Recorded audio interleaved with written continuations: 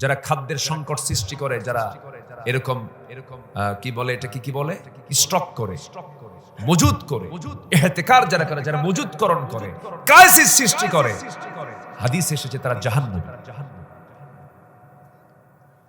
কৃত্রিম সংকট তৈরি করার কোন বিধান ইসলাম দেয়নি। এগুলো মুত্তাকির রূপরেখা নয়। একটু মনোযোগ দিয়ে কথাগুলো শুনুন। ইমাম বুখারী নাম শুনেছেন তো সবাই ইনশাআল্লাহ। বড় ব্যবসায়ী ছিলেন। রাতের বেলা তিনি ইশার নামাজ পড়ে বিছানার দিকে চলে যাবেন, কিন্তু তার গুদামে কিছু মাল ছিল, কিছু পণ্য সামগ্রী ছিল, ব্যবসার মাল ছিল। একটা ব্যবসায়ী টিম এসে ইমাম বুখারীকে বললেন, ইমাম বুখারী, আপনার কাছে যে মালটা আছে, আজকে যদি রাত্রেবেলা আপনি বিক্রি করে দেন, 500 দিরহাম বেশি মূল্যে আপনার মালটা আমরা কিনে নেব, আপনাকে লাভ দেব। 500 দিরহাম বেশি মূল্যে আপনাকে লাভ দেব। ইমাম বুখারী বললেন, না, আজকে বিক্রি করব না, যাও, কালকে দিনে দেখা যাবে। এই কথা বলে তাকে তার কাছ থেকে বিদায় জানায় দিলেন। পরের দিন আরেকটা ব্যবসায়ী টিম এসে তাকে প্রপোজ করতেছে, ইমাম বুখারী, আজকের সকালবেলা যদি আপনি এই মালটা আমাদেরকে দেন, 1000 দিরহাম আপনাকে বেশি প্রফিট দেওয়া হবে। ইমাম বুখারী বললেন, তোমাদের কাছে আমি আমার মাল বিক্রি করব না, কারণ আমি গত রাত্রে নিয়ত করে ফেলেছিলাম 500 দিরহাম মূল্যে আমি এই মালটা ছেড়ে দেব। যেহেতু আমি নিয়ত করে ফেলেছি, আমার বেশি লাভের আকাঙ্ক্ষা আমার ভিতরে নাই, আমি 500 দিরহামে খুশি হয়ে গেছি, তোমরা চলে যাও। গত রাত্রে যারা এসেছিল, যদিও তাদের কাছে আমার কোনো ওয়াদা ছিল না, কিন্তু আমি যেহেতু নিয়ত করে ফেলেছি, নিয়তটা আমি পূরণ করতে চাই। সুবহানাল্লাহ বলা যাবে না? যারা খাদ্যের সংকট সৃষ্টি করে, যারা এরকম কি বলে, এটাকে কি বলে, স্টক করে, মজুদ করে, ইহতিকার যারা করে, যারা মজুদকরণ করে, ক্রাইসিস সৃষ্টি করে, হাদিস এসেছে তারা জাহান্নামী। কৃত্রিম সংকট তৈরি করার কোন বিধান ইসলাম দেয়নি। এগুলো মুত্তাকির রূপরেখা নয়। সমকামিতাকে প্রমোট করার জন্য এক ধরনের বুদ্ধিজীবী নামের ধ্বজভঙ্গ এই বদমাইশগুলো বিকৃত যৌনাচারকে উস্কায় দিচ্ছে, প্রমোট করার জন্য অপচেষ্টায় লিপ্ত আছে। এবং পশ্চিমা এজেন্ডাকে বাস্তবায়ন করার জন্য কিছু দালাল আমার দেশে আছে না নাই? ওরা চায় এদেশের সব মহিলাদেরকে উলঙ্গ করে রাস্তায় বের করা। সম্মানিত বন্ধুগণ, আজকের এই অনলাইনের তথ্য প্রযুক্তির দুনিয়ায় যেমন করি হোক, আমরা যারা ঈমান এনেছি, আমাদের ঈমানকে অবশ্যই হেফাজত করার দরকার আছে না নাই? আসতে বলবেন না, আছে না নাই?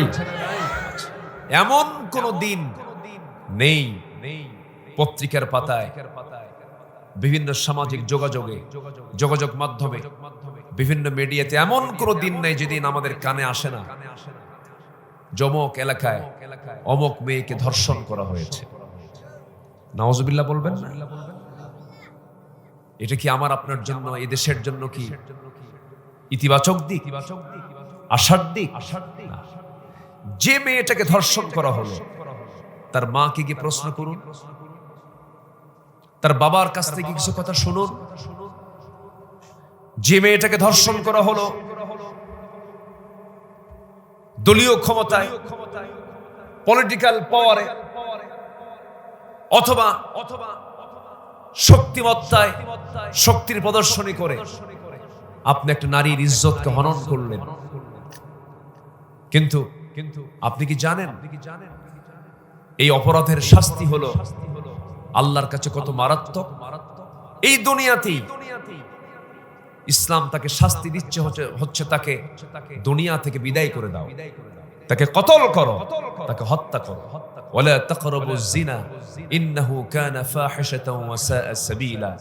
তোমরা জিনার নিকটেও যেও না, জিনার নিকটেও যেও না, যেখানে আল্লাহ পাকের ইঙ্গিত হচ্ছে এটা, আর সেখানে একটা নারীকে, পরনারীকে জোরপূর্বক ধরে তাকে র‍্যাপ করা হচ্ছে।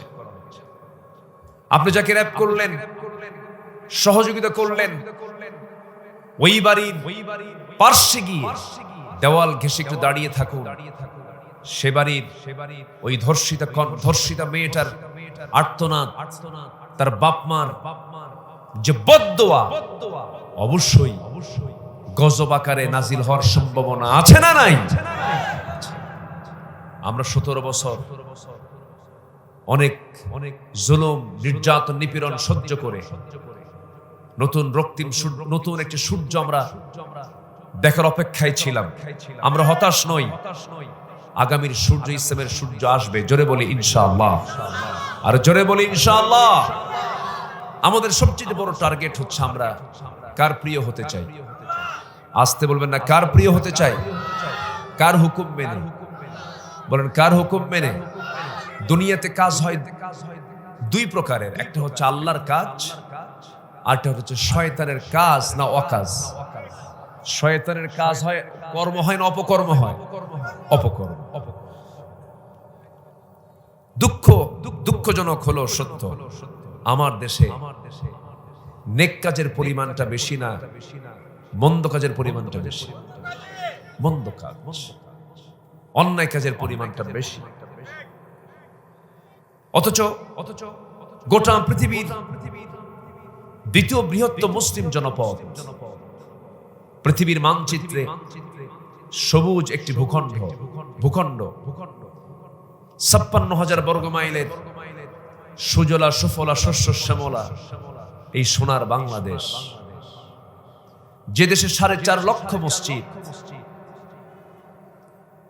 যে দেশের মানুষ আজান শুনে ঘুম থেকে ওঠে, আবার আজান শুনে ধীরে ধীরে সে তার বিছানার দিকে চলে যায়, ঘুমাতে যায়।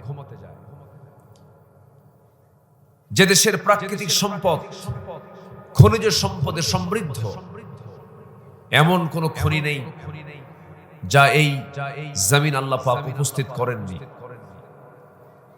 যে দেশে আছে সমতল পাহাড়ি অঞ্চল, বিল, হাওর, ঝিল,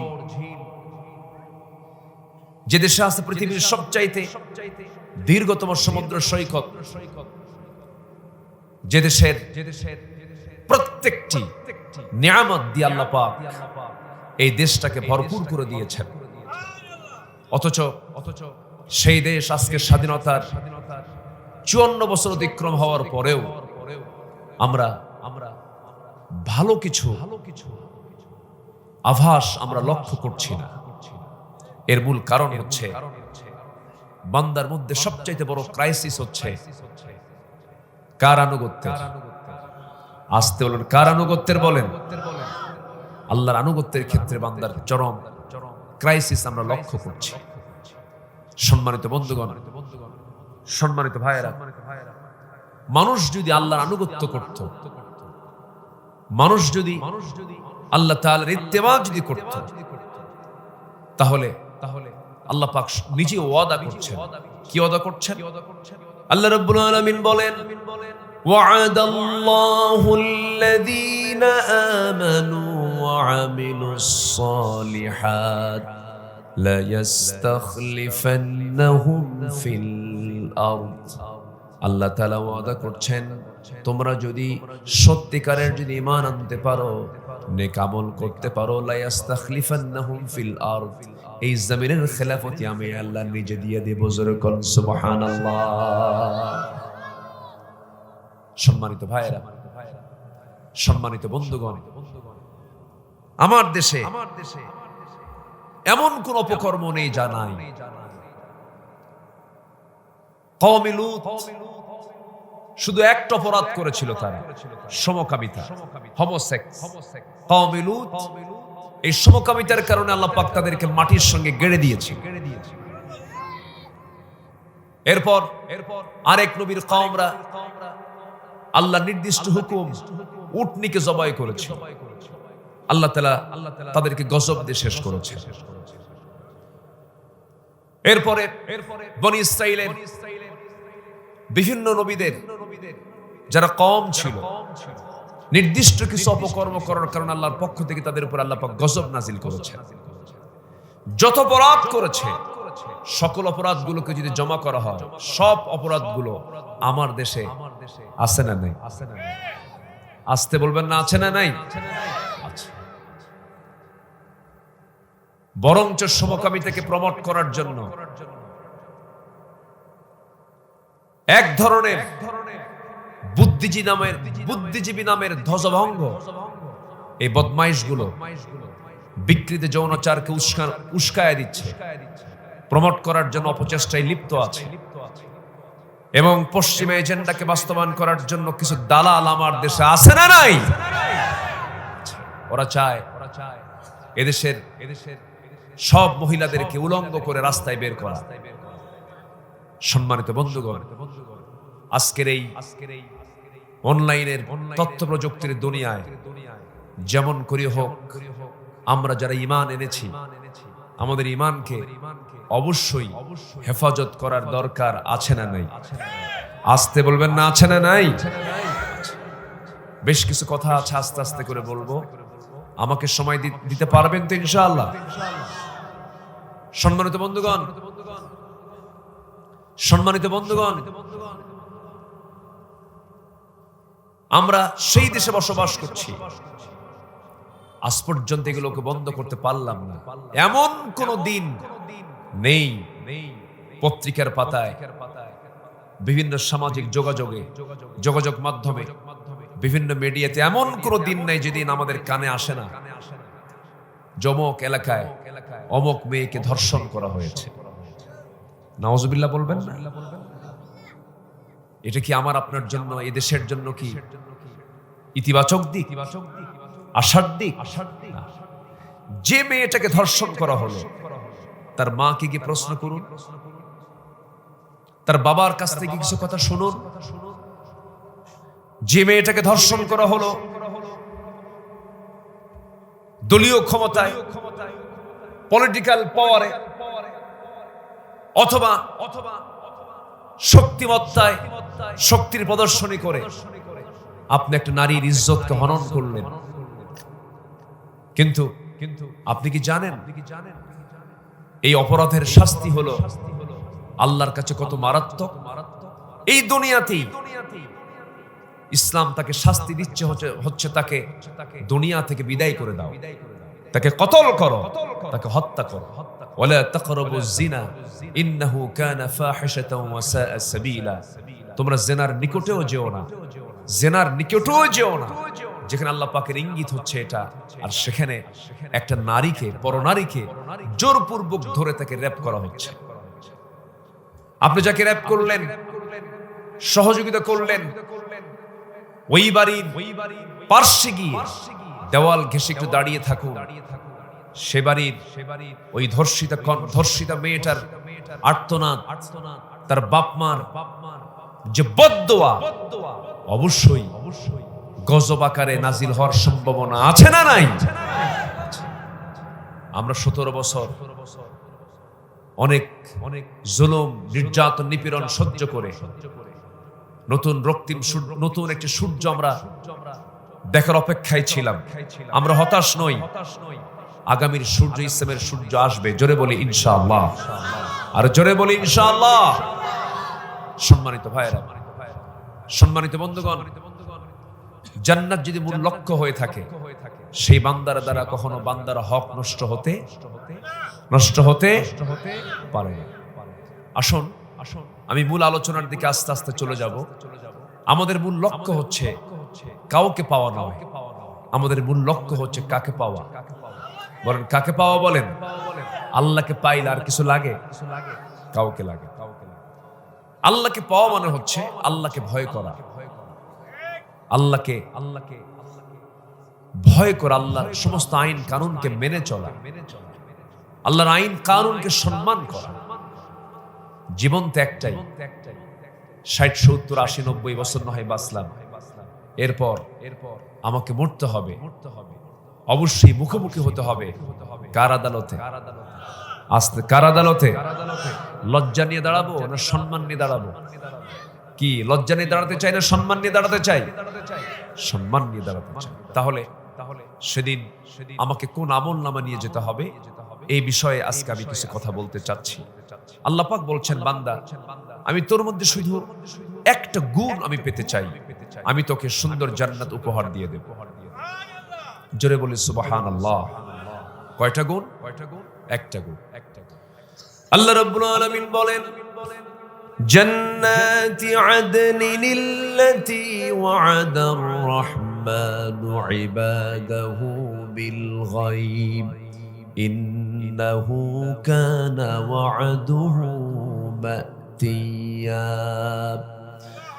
লা ইয়াসমাউনা ফীহা লাহওয়ান ইল্লা সালামা وَلَهُمْ رِزْقُهُمْ فِيهَا بُكْرَةً وَعَشِيًّا تِلْكَ الْجَنَّةُ الَّتِي نُورِثُ مِنْ عِبَادِنَا مَنْ كَانَ تَقِيًّا জোরে বলুন আল্লাহু আকবার।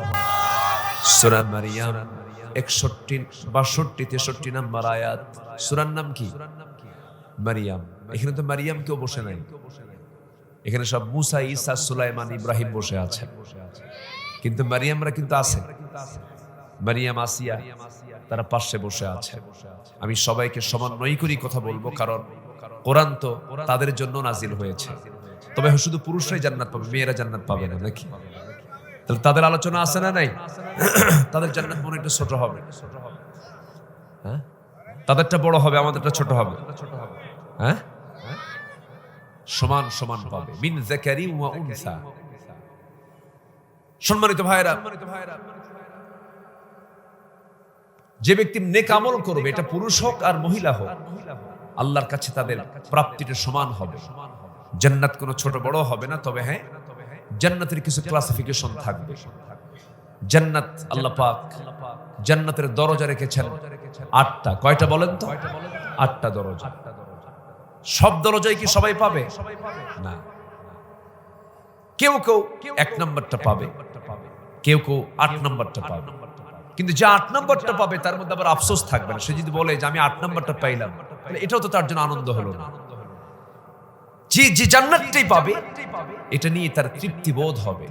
এবং সর্বনিম্ন যাকে একটা জান্নাত দেওয়া হবে, তার এরিয়া হবে হলো 10টা পৃথিবীর মতো একটা জান্নাত। জোরে বলি সুবহানাল্লাহ। সবাই কি জান্নাত পেতে চান? বিড়ি খায়া?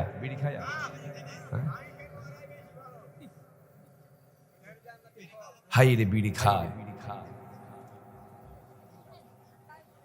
ওই তামাক গাছ দেখছেন কিনা আপনারা আমি জানি না। তামাকের আবাদ তো এলাকায় হয় না, আগে হতো। আচ্ছা ঠিক আছে, এখন আর হয় না। কুষ্টিয়া, এরপরে রংপুর, ওইদিকে চিটাগাংয়ের কিছু অঞ্চলে তামাকের আবাদ হয়। তবে হঠাৎ করে আমার একদিন মনে হলো, আমি গাছগুলো দেখলাম মাঠ ভরা এই তামাকের আবাদ করেছে। সে পাতাগুলো খুব তরুতাজা পাতা, সবুজ পাতা, অনেক বড় বড় পাতা, কিন্তু কোনো বেড়া নাই, কোনো গার্ড ওয়াল নেই। তো ভাবলাম যে এত সবুজ পাতা, কোনো বেড়া নেই, গরু ছাগলও তো খেতে পারে। তো একজনকে জিজ্ঞাসা করলাম, ভাই এই যে পাতাগুলো গাছগুলো লাগাইছে, এই গাছগুলোর যত্ন নাই কেন? বেড়া দেয় না কেন? গরু ছাগল খায় না? কুত্তাও খায় না? আমার কথা কি বুঝতেছে না? তাহলে তামাকের এই পাতাটা, এটার ক্ষতির দিকটা গরুও বোঝে, ছাগলও বোঝে। কে বোঝে না? আমি আর কোন দিক দিয়ে কব কর? আচ্ছা, এরপরে আপনি পান খান। চাচা, জি, পান খান। পান খেতে মানা নেই।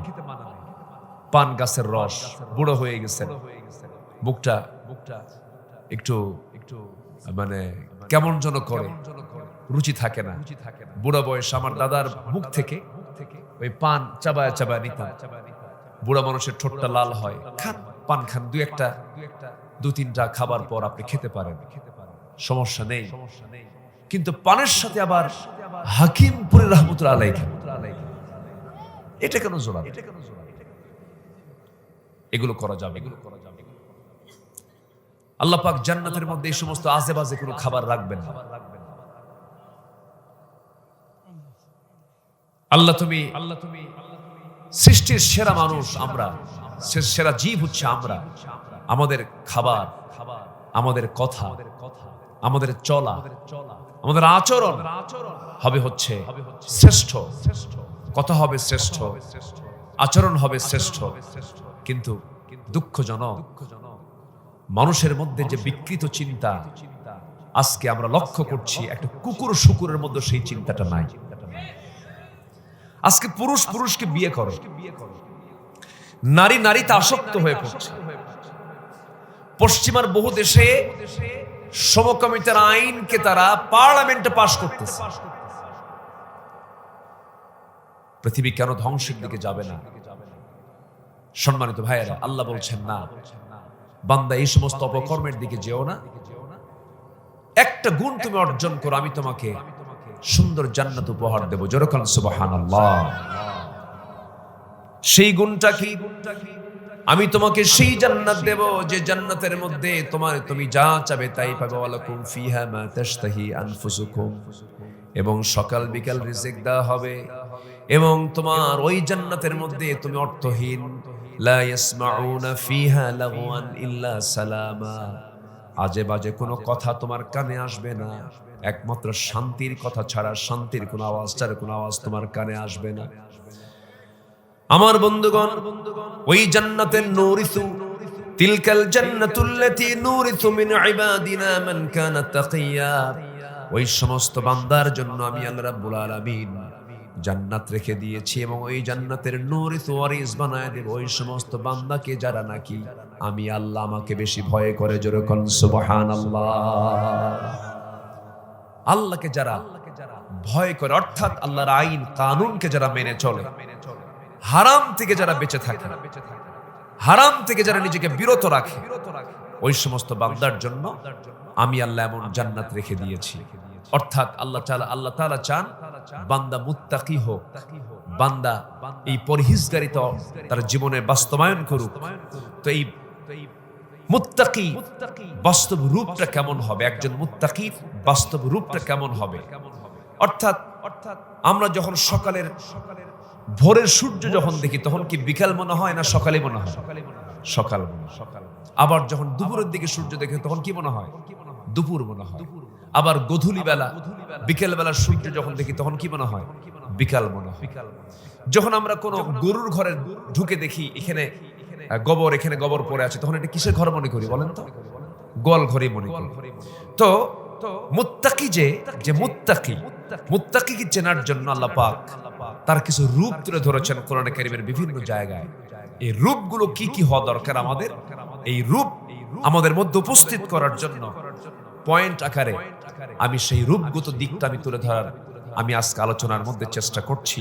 ওমা তৌফিকি ইল্লা বিল্লাহ। আমাকে সময় দিচ্ছেন তো ইনশাআল্লাহ? আল্লাহ কবুল করুন, জোরে বলি আমিন। সম্মানিত ভাইয়েরা, আগে নবাবগঞ্জ, শিবগঞ্জ এই অঞ্চলে আসলে 10 মিনিট পর পর স্লোগান হতো। মঞ্চ উঠলেই তেজোদ্দীপ্ত বক্তৃতা না দিলে পরে শ্রোতা এবং মাহফিল কমিটি সবাই বলতো, হুজুর কি নরম ওয়াজ শুরু করলেন, এ তো আমাদের ঘুম ধরতেছে, এখন স্লোগান দেব কই? মাওবারে দিল্লি গিয়ে বসে আছে। কি আমার কথা কি বুঝতেছেন আপনারা? আমার কথা বুঝতেছেন? আমাদের আমলগুলোকে সুন্দর করার জন্য আমাদের কিছু ইখলাসের সাথে কিছু আলোচনা আমাদের জীবনে বাস্তবায়ন করার চেষ্টা করতে হবে। এখন এই আলোচনাগুলো আমাদের শোনা দরকার, ঠিক কিনা বলেন? এটা মনোযোগ দিয়ে আমরা কথাগুলো শুনবো। আল্লাহ কবুল করুন, জোরে বলি আমিন। মুত্তাকি কারা? আল্লাহ পাক কোরআন খোলার সঙ্গে সঙ্গে আল্লাহ পাক শুরুতেই বলে দিচ্ছেন মুত্তাকিটা কারা। তিনি তার মতো করে সুন্দর করে বান্দাকে জানায় দিচ্ছেন মুত্তাকি কারা। যারা পারেন ঠোঁট মিলিয়ে বলুন মুত্তাকি কারা?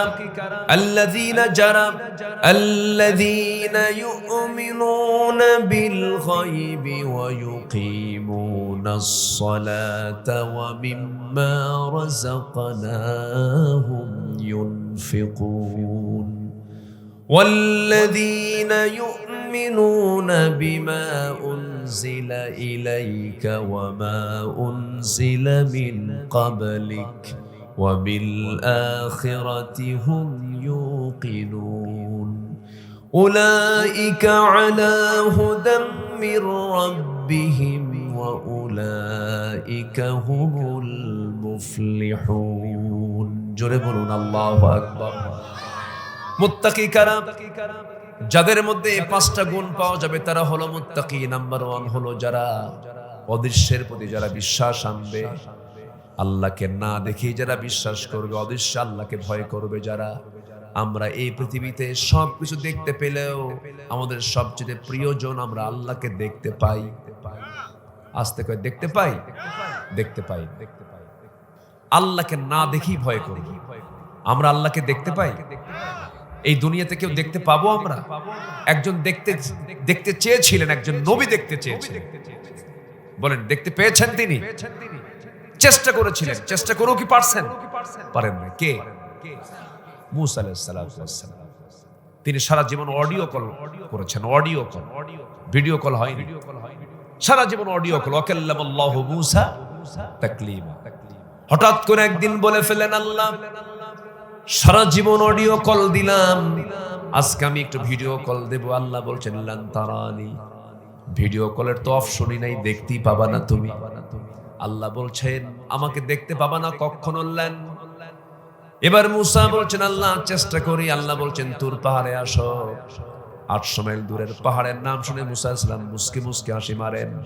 আল্লাহ বলছেন মুসা তুমি হাসো কেন? আল্লাহ আমার বাড়ির আশেপাশে এত পাহাড় ছিল, কোন পাহাড়ের নাম না নিয়ে তুমি তুর পাহাড়ের নাম নিছো, ভাবতেছ আমি যাবো না? আমিও কম না, আমিও যাব। তিনি আল্লাহকে দেখতে পান নাই, কারণ এই চর্মচক্ষু দিয়া আমি আমার আল্লাহকে কখনো দুনিয়াতে দেখতে পাবো না।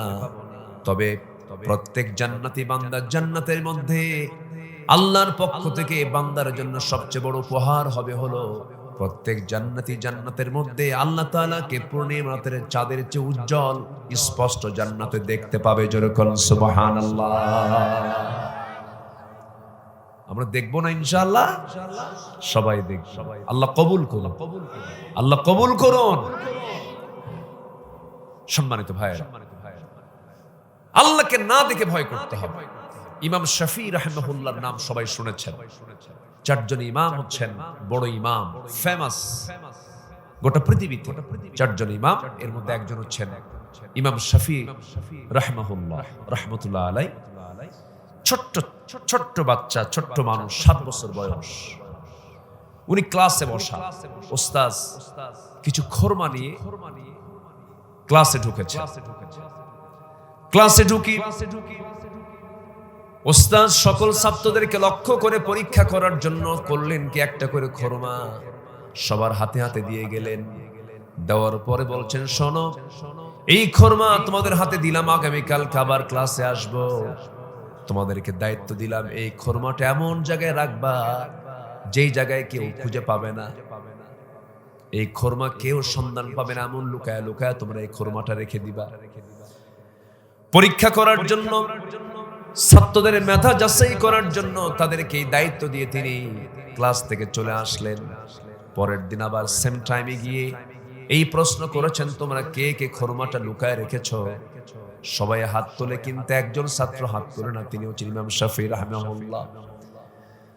সবাই হাত তুলে জানান দিয়ে দিল, আমরা যথাস্থানে এমন ভাবে লুকায় রেখেছি কেউ খুঁজে পাবে না, লুকায় রেখেছি আমরা।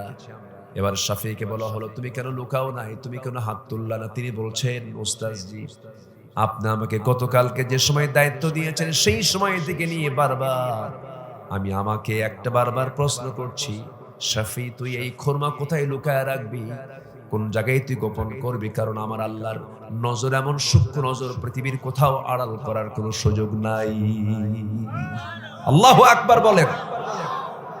ওস্তাদ আমি আল্লাহর নজর থেকে আমি আড়াল করব কেমনে?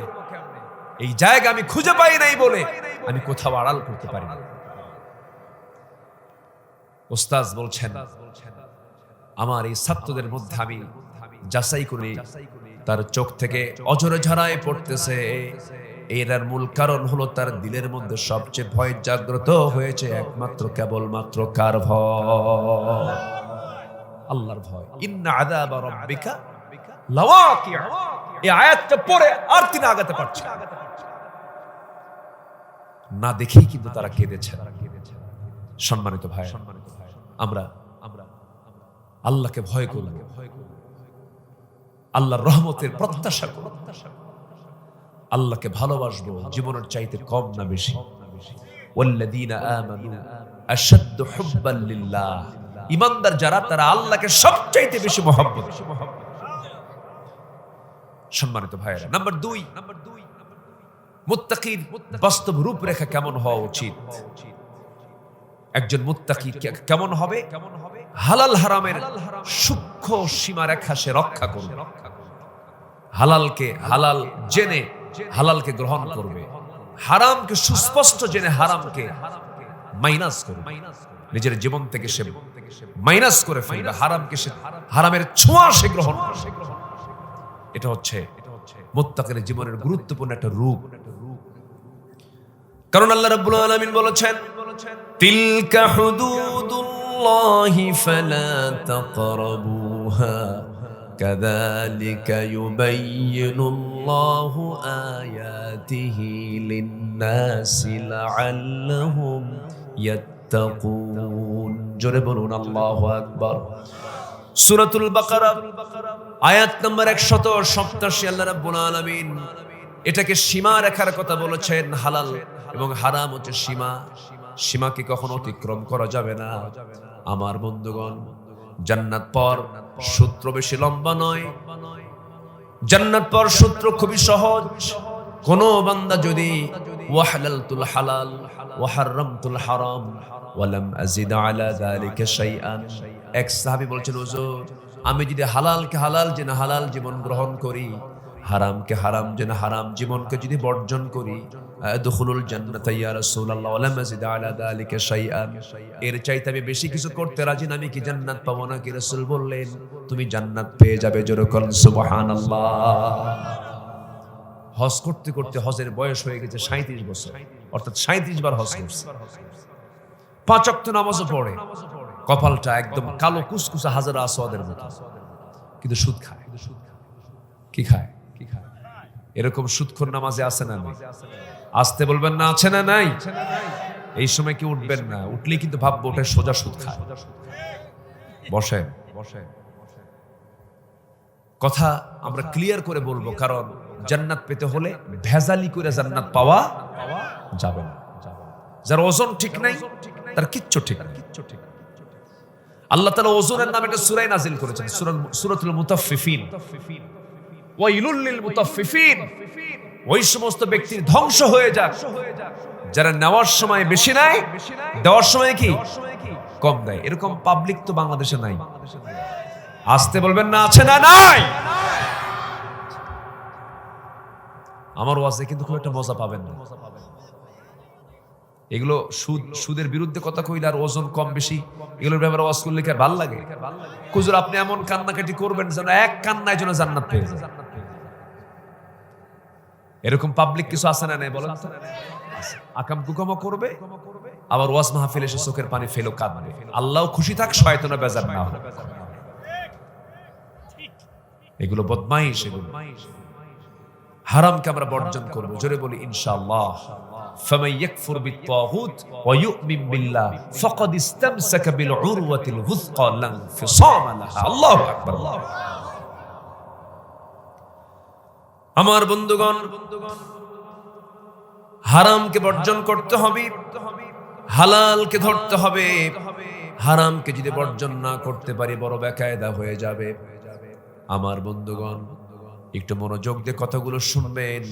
আল্লাহ রাব্বুল আলামিন সুদের ব্যাপারে সুস্পষ্ট ব্যাখ্যা দিয়েছেন। তিনি নিজেই সুদটাকে আল্লাহ রাব্বুল আলামিন বলছেন, আহাল্লাল্লাহুল বাই'a ওয়া হাররামার রিবা। আমি আল্লাহ তাআলা সুদকে হারাম করে দিয়েছি, ব্যবসাকে হালাল করেছি। একজন আদর্শ সৎ ব্যবসায়ী এবং রাসূল জান্নাতের মধ্যে তারা পাশাপাশি অবস্থান করবেন। যেরকম সুবহানাল্লাহ। ব্যবসায়ীর মর্যাদা দাম আছে না নাই বলেন তো? হয়েছে। ইমাম বুখারীর নাম শুনেছেন সবাই? ইমাম বুখারী সবচাইতে শ্রেষ্ঠ হাদিস গ্রন্থের নাম কি? বুখারী। ওই ব্যক্তির নামে, ওনার বাড়ি হলো রাশিয়ার বুখারা। ওনার মূল নাম হচ্ছে আবু আব্দুল্লাহ মুহাম্মদ ইবনে ইসমাইল আল জুফি আল বুখারী। তো ওনার লকব নামটাকে নিয়ে হাদিস গ্রন্থের নামকরণ করা হয়েছে বুখারী। তো ইমাম বুখারী একজন শুধু হাদিস বিশারদ ছিলেন, একজন বড় ব্যবসায়ীও ছিলেন। বলেন আলহামদুলিল্লাহ। তাহলে আলেমরা ব্যবসায়ী হওয়া দরকার আছে না নেই? বলেন। আমার নবী শুধু নবী ছিলেন না, তিনি একজন ভালো ভালো মানের ব্যবসায়ী ছিলেন। 25 বছর বয়সে তিনি বিয়ে করেন মক্কার সবচাইতে ধনী একজন নারী, টপ লিস্টেড একজন ধনী নারী আম্মা জান খাদিজা রাদিয়াল্লাহু আনহা তিনি বিয়ে করেন। তখন আমার নবীজির হাতে সকল ব্যবসার সব চাবি আম্মা জান খাদিজা আমার নবীর হাতে তুলে দেয়। জোরে বলেন সুবহানাল্লাহ। না জানলে তুলে দেয়? ব্যবসা না জানলে কেউ তুলে দেয় নাকি? উনি জানতেন বলেই তো তার হাতে তুলে দেওয়া হয়েছে। সফল একজন ব্যবসায়ী তিনি ছিলেন, বলি আলহামদুলিল্লাহ। আমরা তো রং কনসেপ্ট কিছু দিয়ে রাখি। ইসলাম মানে আমরা অনেকে বুঝাই যে না খেয়ে থাকা। ইসলাম মানে হলো অভাব। ইসলাম মানে হলো মানে অভাব অনটনের মধ্য দিয়ে দিন যাবে না। 10 জন আশারায়ে মুবাশশারা বলা হয়, 10 জন জান্নাতের সংবাদ পেয়েছেন, সুসংবাদ প্রাপ্ত সাহাবী 10 জন। সব সাহাবী জান্নাতি, সব সাহাবীর ব্যাপারে আল্লাহ পাকের সন্তুষ্টির কথা এসেছে, বিশেষ করে 10 জন। সাইয়েদনা আবু বকর থেকে শুরু করে নিয়ে এই 10 জন সাহাবী আল্লাহ তাআলা তাদেরকে এত মর্যাদা দিয়েছেন। এই 10 জন সাহাবীর 6 থেকে 7 জন সাহাবী ছিলেন ওই সময়ের মিলিয়নার বিলিয়নার, লক্ষ লক্ষ কোটি টাকার মালিক তারা ছিলেন। সম্মানিত ভাইয়েরা, সম্পদ হতে কোনো বাধা নেই। আচ্ছা বলেন তো, টাকা পয়সা চোরের হাতে থাকা দরকার না ভালো লোকের হাতে থাকা দরকার? আমার দেশে বেশি টাকা পয়সা গুলো ভালো লোকের হাতে না চোরদের হাতে? বলেন বলেন বলেন বলেন। চোরদের হাতে। তাহলে এখন বলেন ভালো মানুষ কারা? ভালো মানুষ তারাই আমার দেশে যারা ফকির। কথা কি বুঝতেছেন আপনি? অথচ উচিত ছিল অর্থনীতির চাকা নিয়ন্ত্রণ করবে হলো যারা ভালো চরিত্রবান, যারা সৎ চরিত্রবান, যারা আল্লাহওয়ালা মানুষ, তারাই অর্থনীতির চাকা নিয়ন্ত্রণ করবে। কিন্তু ওই যে রং কনসেপ্ট, ইসলাম মানতে গেলে ফকির হও, এই হও, কি দরকার এত, এই জাতীয় কথাগুলো বলে জাতিকে নেতৃত্ব থেকে সিটকে ফেলানো হয়েছে। এজন্য সম্মানিত ভাইয়েরা, আল্লাহ পাক কোথাও বলেননি যে তুমি রুটি রুজির জন্য নিজেকে অপ্রস্তুত রাখো না। ফাইদা কুদিয়াতিস সালাহ, নামাজ যখন হয়ে গেছে, ফান্তাশিরু ফিল আরদ ওয়াবতাগু মিন ফাদলিল্লাহ, জমিনে ছড়িয়ে পড়ো, আমার রিজিক তাল্লাশে, রিজিকের তল্লাশি, রিজিকের খোঁজে তোমরা বের হয়ে পড়ো, রিজিক অন্বেষণ করো, আমি তোমাকে রিজিক দিয়ে ভরপুর করে দেব। জোরে বলেন সুবহানাল্লাহ। আপনি বড় আল্লাহওয়ালা মানুষ, আপনার কাছে টাকা নাই, যাকাত দেবে কে? টাকা নাই, সে কি যাকাত দিতে পারবে? যাকাত দেবে কে? যার টাকা আছে, কিন্তু ও তো নিজেই চোর, ও কি যাকাত দেবে? না, আরো যাকাতের টাকা আরো নেবে। সম্মানিত ভাইয়েরা, একটু মনোযোগ দিয়ে কথাগুলো শুনুন। ইমাম বুখারী নাম শুনেছেন তো সবাই ইনশাআল্লাহ? বড় ব্যবসায়ী ছিলেন। রাতের বেলা তিনি ইশার নামাজ পড়ে বিছানার দিকে চলে যাবেন, কিন্তু তার গুদামে কিছু মাল ছিল, কিছু পণ্য সামগ্রী ছিল, ব্যবসায়ের মাল ছিল। একটা ব্যবসায়ী টিম এসে ইমাম বুখারীকে বললেন, ইমাম বুখারী, আপনার কাছে যে মালটা আছে, আজকে যদি রাত্রে বেলা আপনি বিক্রি করে দেন, 500 দিরহাম বেশি মূল্যে আপনার মালটা আমরা কিনে নেব, আপনাকে লাভ দেব। 500 দিরহাম বেশি মূল্যে আপনাকে লাভ দেব। ইমাম বুখারী বললেন, না, আজকে বিক্রি করব না, যাও, কালকে দিনে দেখা যাবে। এই কথা বলে তাকে তার কাছ থেকে বিদায় জানায় দিলেন। পরের দিন আরেকটি ব্যবসায়ী টিম এসে তাকে প্রপোজ করতেছে, ইমাম বুখারী আজকের সকালবেলা যদি আপনি এই মালটা আমাদেরকে দেন 1000 দিরহাম আপনাকে বেশি প্রফিট দেওয়া হবে। ইমাম বুখারী বললেন, তোমাদের কাছে আমি আমার মাল বিক্রি করব না, কারণ আমি গত রাত্রে নিয়ত করে ফেলেছিলাম 500 দিরহাম মূল্যে আমি এই মালটা ছেড়ে দেব। যেহেতু আমি নিয়ত করে ফেলেছি, আমার বেশি লাভের আকাঙ্ক্ষা আমার ভিতরে নাই, আমি 500 দিরহামে খুশি হয়ে গেছি, তোমরা চলে যাও। গত রাত্রে যারা এসেছিল যদিও তাদের কাছে আমার কোনো ওয়াদা ছিল না, কিন্তু আমি যেহেতু নিয়ত করে ফেলেছি নিয়তটা আমি পূরণ করতে চাই। সুবহানাল্লাহ বলা যাবে না? যারা খাদ্যের সংকট সৃষ্টি করে, যারা এরকম কি বলে এটাকে কি বলে স্টক করে, মজুদ করে, ইহতিকার যারা করে, যারা মজুদকরণ করে, ক্রাইসিস সৃষ্টি করে, হাদিস এসেছে তারা জাহান্নামী। কৃত্রিম সংকট তৈরি করার কোনো বিধান ইসলাম দেয়নি। এগুলো মুত্তাকির রূপরেখা নয়। হসপিটালে রোগীগুলো বেডের ভিতরে শুয়ে আছে, বিদ্যুৎ চলে না, গরমে হার্টের রোগীগুলো ছটফট করছে, জেনারেটরের তেল লাগবে, সেই তেল পাওয়া যাচ্ছে না, দিচ্ছে না। ওই রোগীর আর্তনাদ আল্লাহর দরবারে যাবে না, যাবে না, যাবে না, যাবে না, যাবে না, যাবে না। এরকম করে করে অনেক অসৎ ব্যবসায়ীর কারণে আজকে এই ক্রাইসিস গুলো আমরা বিভিন্ন জায়গায় দেখতে পাই। আজকে ক্ষমতার মিসইউজ করা হচ্ছে। বিশাল বড় নেতা অত বিশাল বড় প্রভাবশালী ব্যক্তি, চরিত্র নাই, সুন্দর একটা মেয়েকে দেখেছে, তাকে প্রপোজ করেছে, সে প্রপোজকে অস্বীকার করেছে, না আমি অবৈধ প্রপোজকে আমি কখনো গ্রহণ করতে পারবো না, জোরপূর্বক ধরে ধর্ষণ করা হচ্ছে। নাউজুবিল্লাহ বলবেন না? আছে না নাই? আছে না নাই?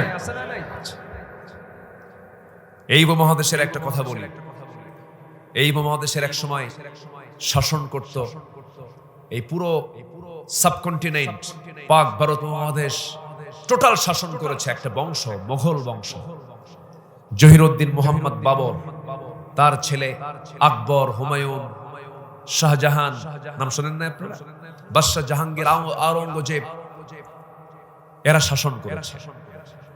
এদের মধ্যে কিছু আল্লাহওয়ালা শাসক ছিলেন, যেরকম এখনো তাদের একটা স্মৃতি আছে, তাজমহল সম্রাট শাহজাহান তার স্ত্রীর সমাধির উপরে এই স্মৃতিসৌধ সে স্থাপন করেছিল। আজও পৃথিবীর সৌন্দর্যের তালিকায় একটা সৌন্দর্য স্থাপনা, সেটা হচ্ছে তাজমহল। এটা মুসলমানদেরই করা, মুঘলদের আমলে করা। তো সম্রাট বাদশাহ জাহাঙ্গীরের আমলে একটা ঘটনা ঘটেছিল, ইতিহাস থেকে পাওয়া। বাদশাহ জাহাঙ্গীর বড় আল্লাহওয়ালা ছিলেন, উনি দরবারে বসা। কোন এক হিন্দু বৃদ্ধা নারী তার দরবারে গিয়ে ডুকরে ডুকরে কাঁদতেছেন। বাদশাহ জাহাঙ্গীর বললেন, বুড়িমা আপনি কাঁদেন কেন, কি হয়েছে? ওই বুড়ি বৃদ্ধা হিন্দু নারী বলতেছে, বাদশাহ জাহাঙ্গীর আপনার জনপদে, আপনার রাজত্বের আমরা হলাম নাগরিক, আপনার কাছে আমি একটা বিচার চাইতে এসেছি। কি বিচার বলুন? বিচারটা হলো, আমি আমার বড় ছেলেকে বিয়ে করাইছি কিছুদিন আগে,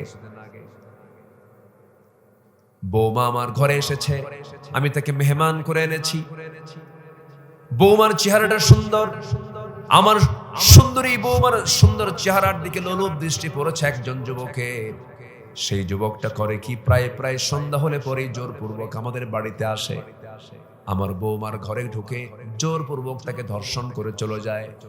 রেগুলার সেই কাজটা প্রায় প্রায় করতে থাকে। আমি কাকে বলবো এই জুলুমের কথা? কাউকে বলার সাহস না, আপনি আপনার কাছে সরাসরি সেই অভিযোগটা দিলাম। বাদশাহ জাহাঙ্গীর মাথা নিচু করে বলতেছেন, বুড়িমা পুরুষটাকে আমি তো চিনি না, প্রায় প্রায় আসলে কি প্রায় প্রায় আসে। এবার বুড়িমাকে লক্ষ্য করে বলছেন, বুড়িমা আপনি কোনো চিন্তা করবেন না, শুধু আপনি আমাকে আপনার বাড়ির অ্যাড্রেসটা দিয়ে যাবেন এবং টাইমিংটা আমাকে জানাবেন, কোন টাইমে সেই জেনাকার, সেই ধর্ষক আপনার ঘরের মধ্যে ঢুকে সেই টাইমটা আমাকে একটু জানায় যাবেন, লোকেশনটা জানায় যাবেন। সম্পূর্ণ টাইমিং লোকেশনটা জানায় দেওয়া হলো, তাকে পাঠায়া দিলেন। পরের দিন ঠিক ওই সময় সন্ধ্যার পর পর বাদশাহ জাহাঙ্গীর নিজে তার বাড়িতে হাজির হয়ে গেছে। মনে মনে চিন্তা করলেন, হারে আমার রাজত্বে একজন নারীকে ধর্ষণ করার এত বড় দুঃসাহস, আমার তো বিশ্বাস এই জনপদে আমার সন্তান ছাড়া কারো হতে পারে না। আমার সন্তানই মনে হয় এই ধর্ষণের সঙ্গে জড়িত। অনুমান করলেন, সন্দেহ করলেন তিনি। এই অনুমান করে তিনি ঘরের মধ্যে ঢুকলেন। ঢোকার আগে শুধু বুড়িমাকে লক্ষ্য করে বলেন, বুড়িমা ওই যুবকটা এসেছে নাকি? হ্যাঁ এসেছে। লাইটটা বন্ধ করে দিবেন। লাইটটা বন্ধ করে দেওয়া হলো। লাইট বন্ধ করার পরে হালকা হালকা দেখা যাচ্ছে একজন যুবক ঘরের মধ্যে ঢুকেছে। কোষবদ্ধ তরবারি কোষমুক্ত করলেন। আল্লাহু আকবার বলে নিজের সন্তান মনে করে অন্ধকারী গর্দান বরাবর তরবারি হাঁকায় দিলেন। মস্তকটা ছিটকে পড়ে গেল, ধরটা আরেক দিকে পড়ে গেল। এরপরে বুড়িমাকে লক্ষ্য করে বলছেন, বুড়িমা ঘরের দরজা ঘরের লাইটটা আপনি দিয়ে দেন। ঘরের লাইটটা দিয়ে দেওয়া হলো। ঘরের লাইটটা যখন দিয়ে দেওয়া হলো, ওই চেহারার দিকে যখন তাকালেন, ধর্ষকের চেহারার দিকে তাকানো মাত্রই লক্ষ্য করে দেখলেন না না, নিজের সন্তান নয়। আলহামদুলিল্লাহ বলে তিনি আস্তে করে থেমে গেলেন, বসে গেলেন।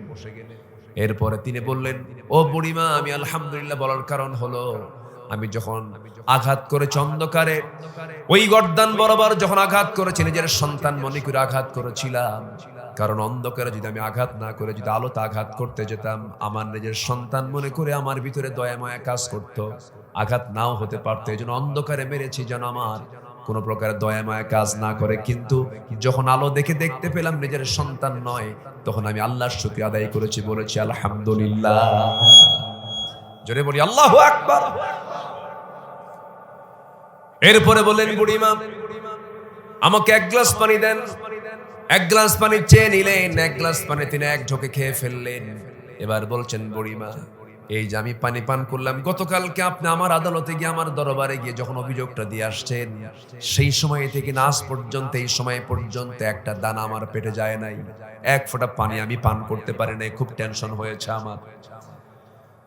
ও বুড়িমা আপনি সামনে বসে পড়ুন। সামনে থেকে বসায় দেওয়া হলো।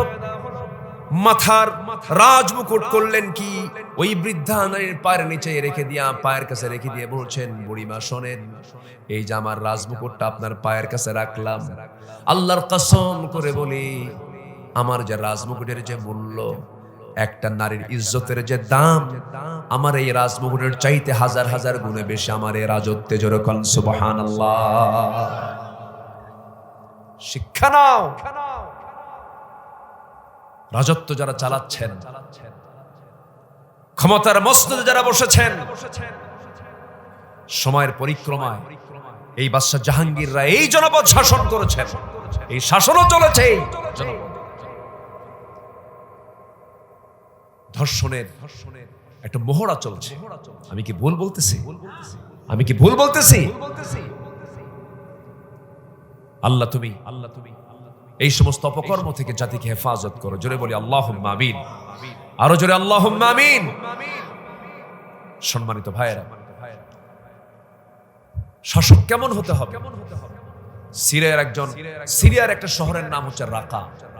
সিরিয়া নাম শুনেছেন তো? সিরিয়া, রাকা নামক একটা শহর, একটা নগর।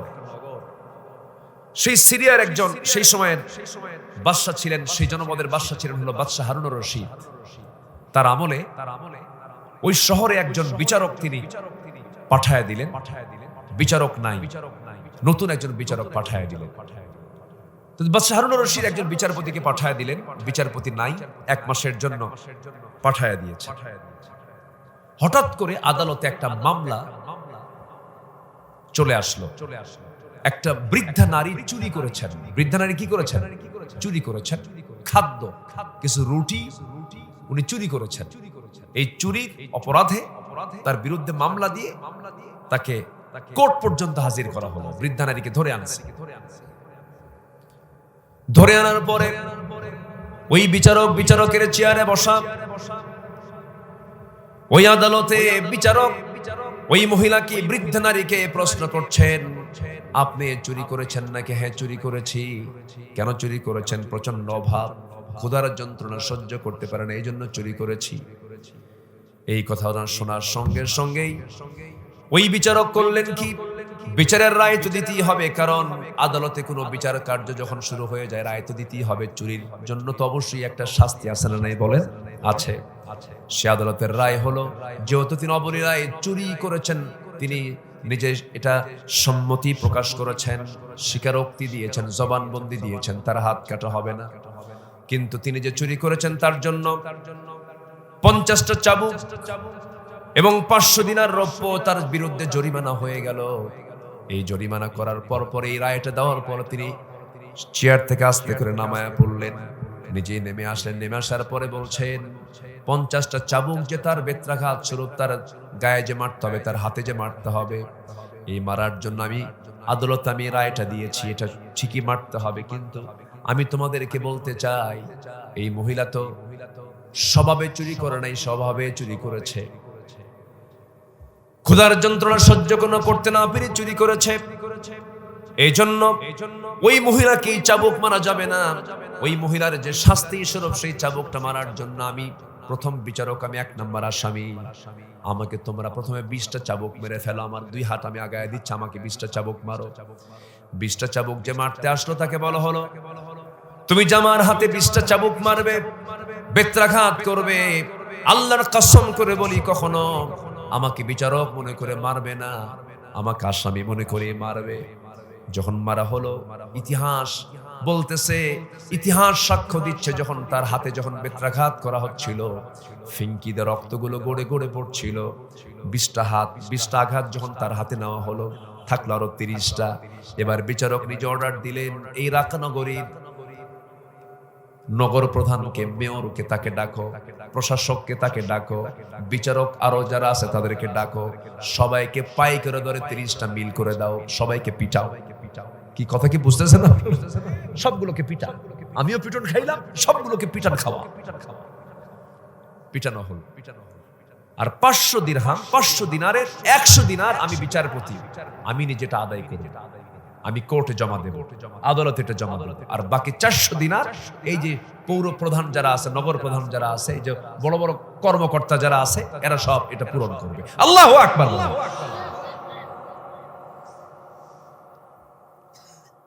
আমার বন্ধুগণ, এরপরে হলো কি, মাসখানেক পরে ওই আদালতের বিচারপতি ওই বৃদ্ধা নারীর বাড়িতে চলে গেছেন। বৃদ্ধা নারীর বাড়িতে গিয়ে বলতেছেন, বুড়িমা, আপনাকে বাদশাহ হারুন আপনাকে ডেকেছেন।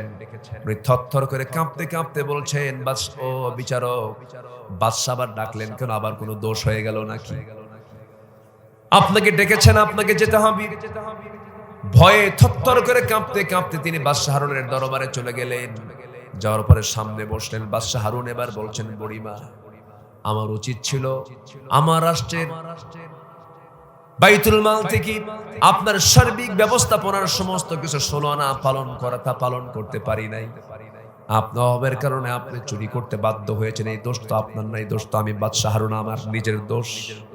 আমি আপনাকে আমার কাছে ডেকে আনার মূল কারণ হলো, আপনি যদি আমাকে মাফ করেন, আল্লাহ আমাকে মাফ করবে। সুবহানাল্লাহ বলবেন না? জোরে বলেন সুবহানাল্লাহ।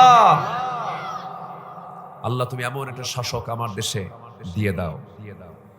এত আস্তে আমিন বললেন, একটু জোরে বলেন ভাই আমিন, আরো জোরে আমিন। শাসক ভালো হলে দেশ ভালো হয়ে যায়, কি ঠিক কিনা বলেন? আমার দেশ সামনে এগিয়ে যাবে, জোরে বলি ইনশাআল্লাহ। টুডে এন্ড টুমরো আমার বিশ্বাস বাংলার জমিন আল্লাহর দিন কায়েম হবে, জোরে বলি ইনশাআল্লাহ। আল্লাহ কবুল করে, জোরে বলি আমিন। তাহলে একজন মুত্তাকির রূপ কেমন হবে? 1 নাম্বার হচ্ছে, সে আল্লাহকে ভয় করবে, দেখে না না দেখে না দেখে সে আল্লাহকে ভয় করবে। দেখতেছেন এরপরও আল্লাহর ভয় তার মধ্যে বদ্ধমূল থাকবে। নাম্বার 2, হালাল হারামের সূক্ষ্ম সীমা রেখা সে লক্ষ্য করে চলবে। নাম্বার 3 হচ্ছে, সে বান্দা কি করবে? জীবনের সকল ক্ষেত্রে সততা নিয়ে চলবে। কি নিয়ে চলবে বলেন তো? সততা নিয়ে, কখনো মিথ্যার আশ্রয় নেবে না। আপনি কি জানেন একটা মানুষ জান্নাতে যাওয়ার জন্য একটা আমল যদি সে করে যায়, সেটা হচ্ছে সে যদি মিথ্যা কথা না বলে সে অনায়াসে জান্নাতে চলে যাবে। কিন্তু আমার দেশে সত্য কথা বেশি চলে না মিথ্যা কথা বেশি চলে? চাকরিতে, ব্যবসায় আছে কয় সত্য না মিথ্যা? চাকরিতে মিথ্যা, ব্যবসায় মিথ্যা, তবে রাজনীতিতে মিথ্যা নাই। আস্তে কয় মিথ্যা আছে? দেশ চালাতে মিথ্যা কথা আছে? অথচ রাজনীতি করেছেন, দেশ চালিয়েছেন মুহাম্মদ সাল্লাল্লাহু। জীবনে তিনি কি একটা মিথ্যা কথা বলেছেন? তাহলে মিথ্যা ছাড়া কি রাষ্ট্র চালানো যায়? বলেন যায় কিনা বলেন? মিথ্যা ছাড়া কি রাজত্ব করা যায়? মিথ্যা ছাড়া কি ব্যবসা বাণিজ্য করা যায়?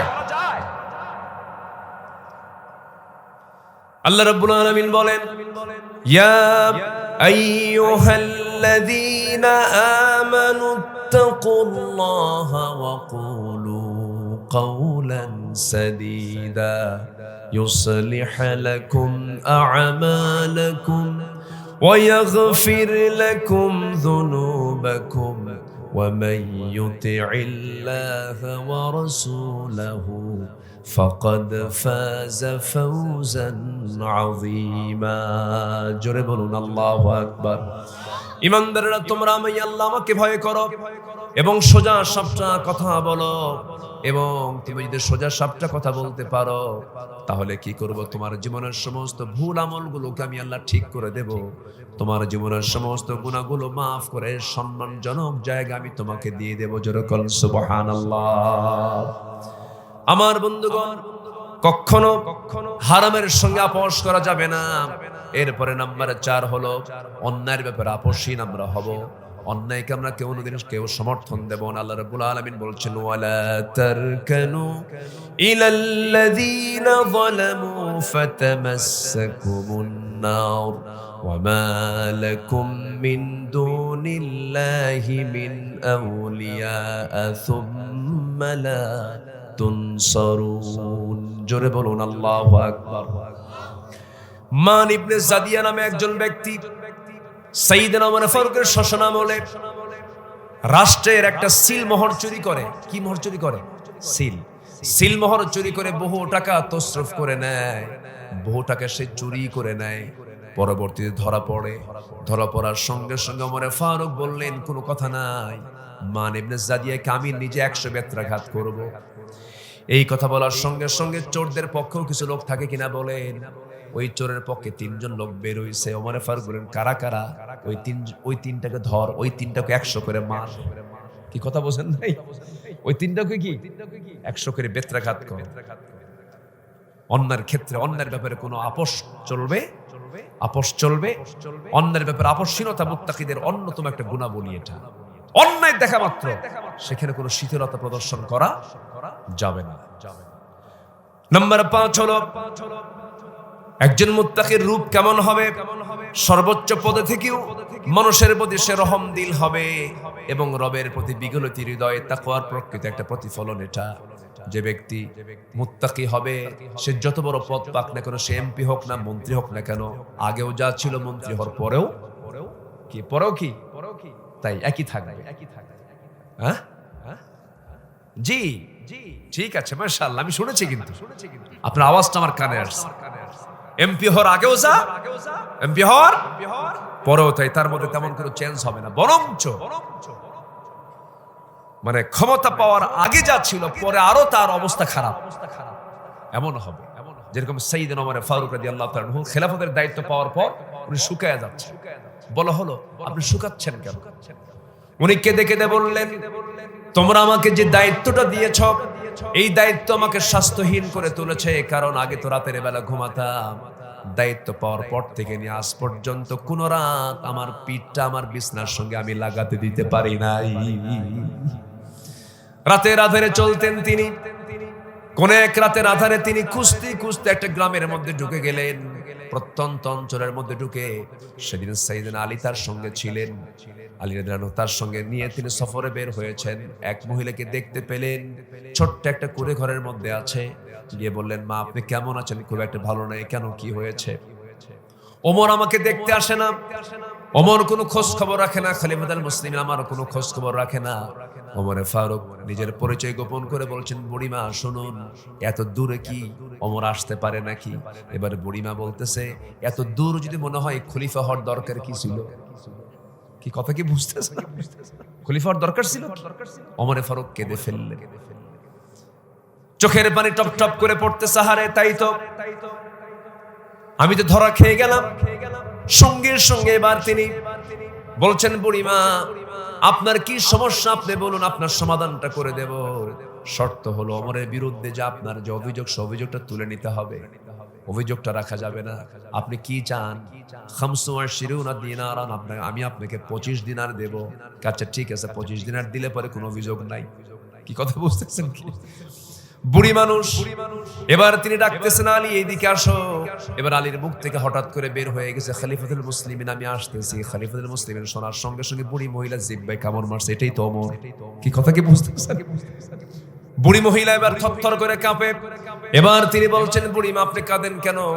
এবার তিনি বলছেন, খলিফাতুল মুসলিমিন আমার ভুল হয়ে গেছে, আপনি আমাকে মাফ করে দেন, বুঝতে পারি নাই, আমি আপনাকে চিনতে পারি না। তিনি বলছেন, না রে না, না বুড়িমা আপনি কেন ভুল করবেন?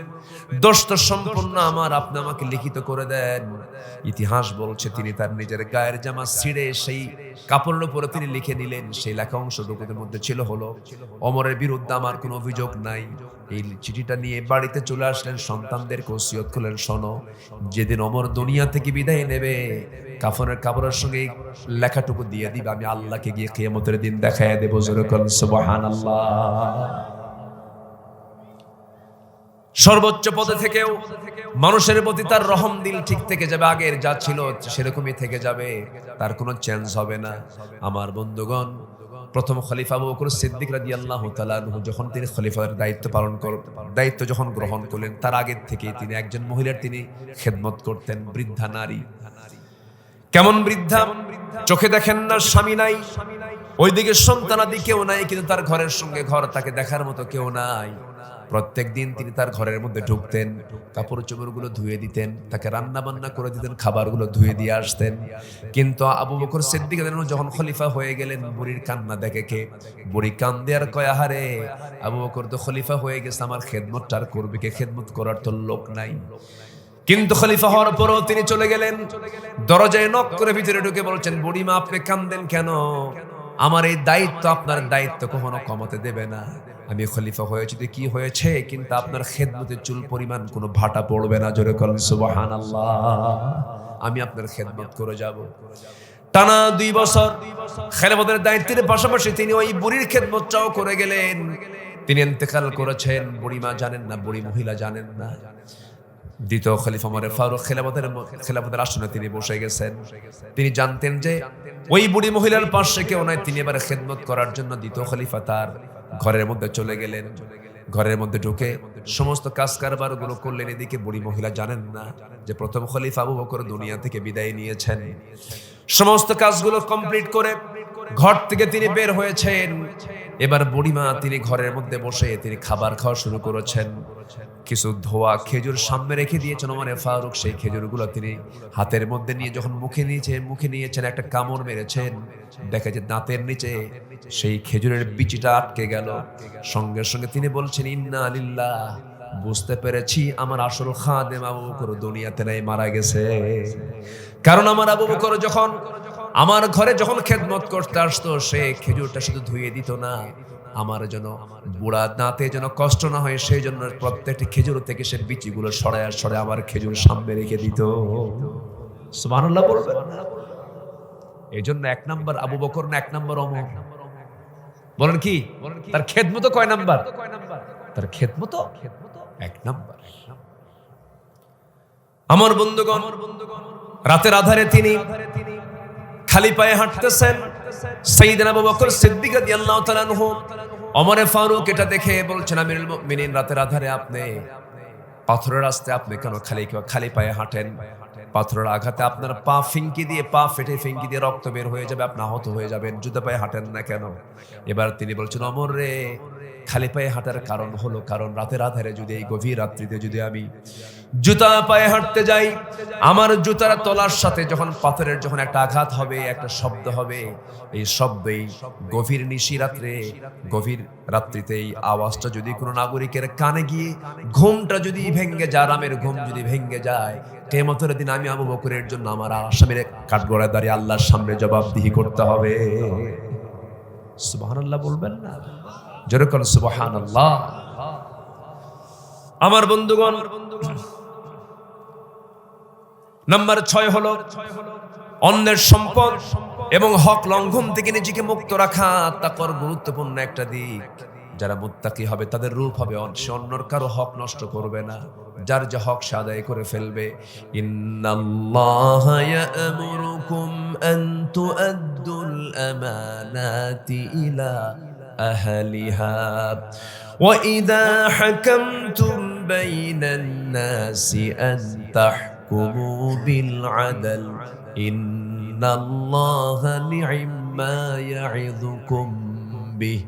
আল্লাহ আরেক জায়গায় বলছেন, ওয়ালা তাকুলু আমওয়ালাকুম বাইনাকুম বিল বাতিল ওয়া তুদলু বিহা ইলাল হুক্কাম লিতাহকুলু ফারিকাম মিন আমওয়ালিন নাস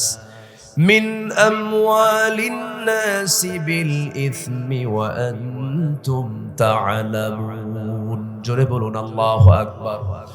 অন্যের সম্পদ দখল করা যাবে না, অন্যের পুকুর দখল করা যাবে না, অন্যের সম্পদে হানা দেওয়া যাবে না, হক লঙ্ঘন করা যাবে না, বনের সম্পদ মেরে খাওয়া যাবে না। বনের সম্পদ মেরে খাওয়া ভাই বুঝি চাপায়ে নবাবগঞ্জে নাই? আসতে কবেন না, আছে না নাই?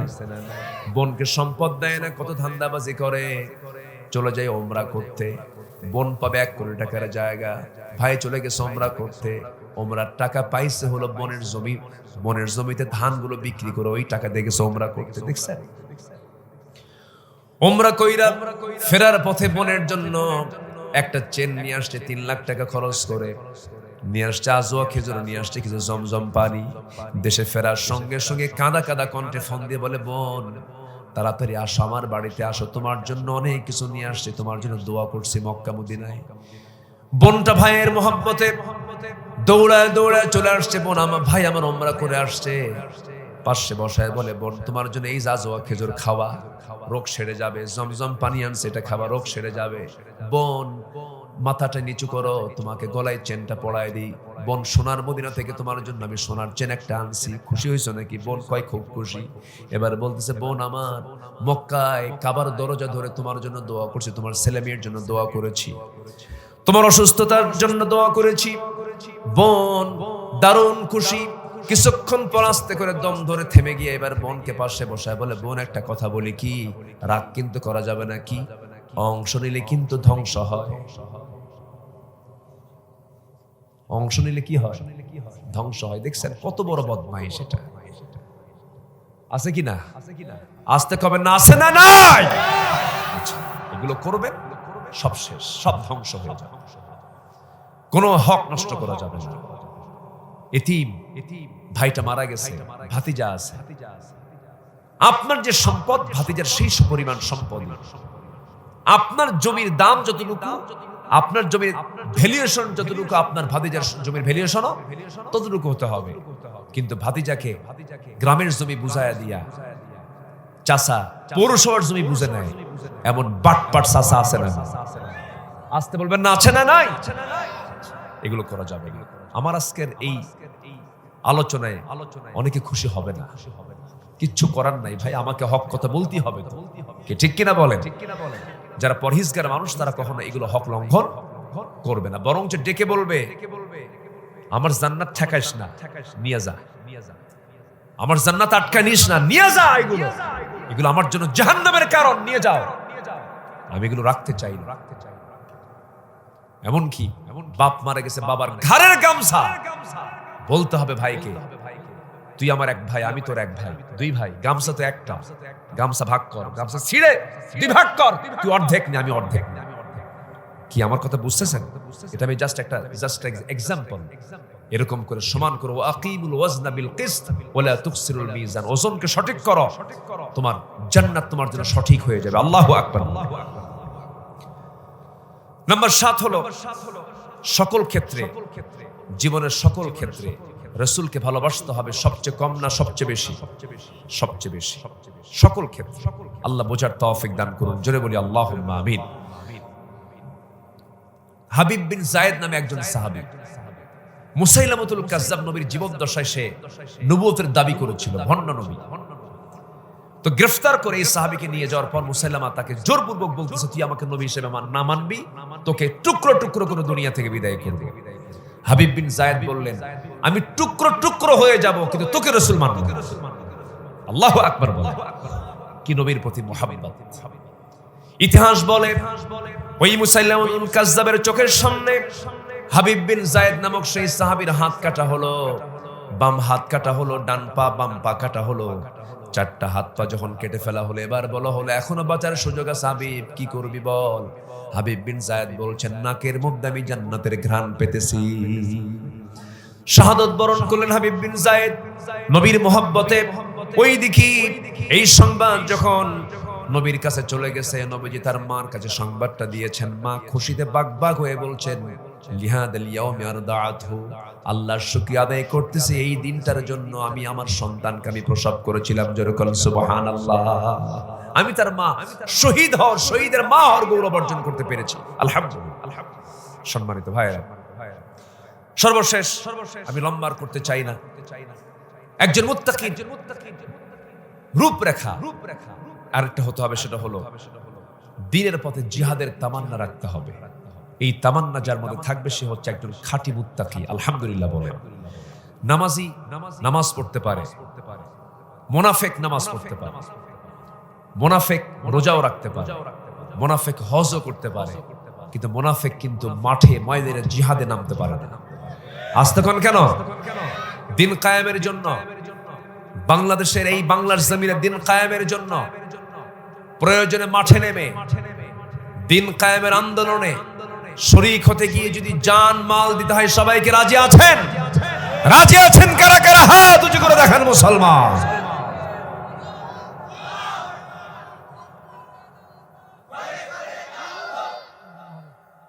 আল্লাহ কবুল করুন, জোরে বলি আমিন। আল্লাহ কবুল করুন। আমার নেতা তোমার নেতা, বলেন বলেন, আমার নেতা তোমার নেতা। কোরআন আছে যেখানে, হাদিস আছে যেখানে, সব সমস্যার সমাধান সংবিধান হিসেবে কোরআন আমাদের দেশে আসুক। সবাই চান না? ইনশাআল্লাহ সবাই চান না? আল্লাহ পাক কবুল করুন, জোরে বলি আমিন। আল্লাহ তুমি মাদের অংশগ্রহণকে তুমি নাজাতের কারণ বানায় দাও, জোরে বলি আল্লাহুম্মা আমিন।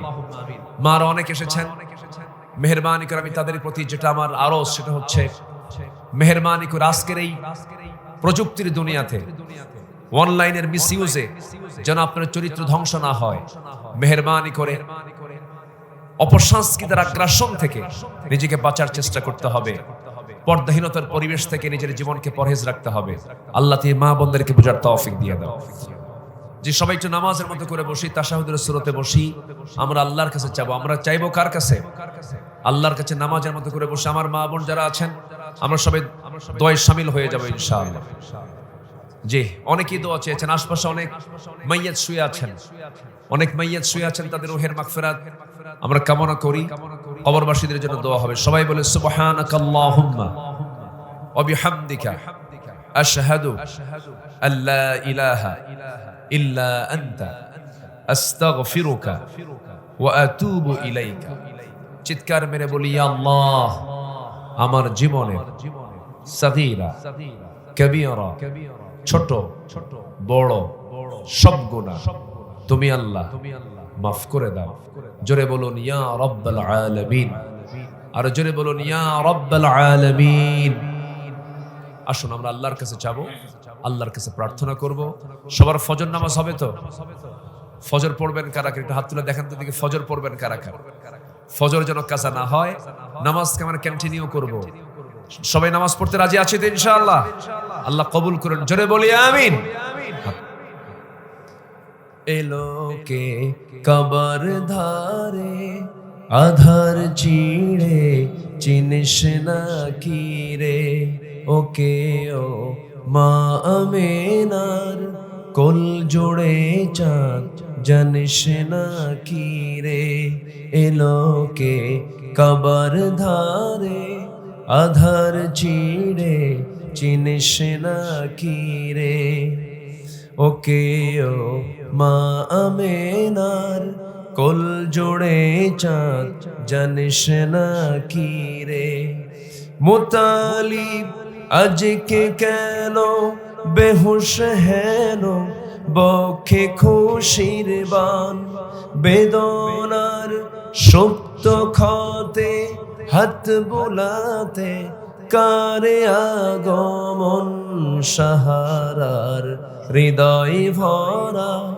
ঝরনা ধারা বইল না কি রে এলোকে কবর ধারে আধার চিড়ে চিনিস না কি রে বাগিচায় ছন্দ বিলাই বুলবুলি হাই আজ সে দিওয়ানা চুমু খাই প্রেমের ভাষায় গভীর নেশায় পে পরওয়ানা গোলাপের অধর ভরে খুশবু ঝরে রয় না বাকি রে এলোকে কবর ধারে আধার চিরে চিনিস না কি রে ওকে ও মা আমেনার কোল জোড়ে চাঁদ জানিস না কি রে জানিস না কি রে জানিস না কি রে